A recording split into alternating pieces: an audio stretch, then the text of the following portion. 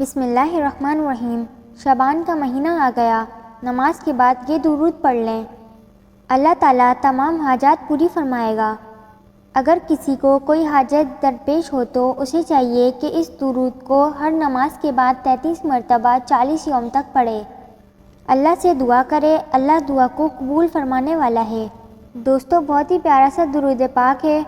اگر آپ ہر نماز کے بعد اس درود پاک کو پڑھتے ہیں، پھر اللہ رب العزت سے گڑ گڑا کر رو رو کے دعا مانگتے ہیں تو اللہ تعالیٰ آپ کی دعاؤں کو قبول فرمائیں گے، اللہ تعالیٰ آپ کی حاجات کو پوری فرمائیں گے۔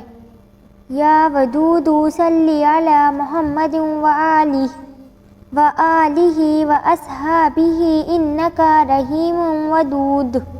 ترجمہ: اے محبت کرنے والے، درود بھیج حضرت محمد صلی اللہ علیہ وآلہ وسلم پر اور آپ کی آل پر اور آپ کے صحابہ پر، بے شک تو رحیم ہے، ودود ہے۔ اللہ تعالیٰ سے دعا ہے کہ اللہ تعالیٰ ہماری دعاؤں کو اپنی بارگاہ میں منظور فرمائے، آمین۔ پلیز ویڈیو کو لائک کر دیں۔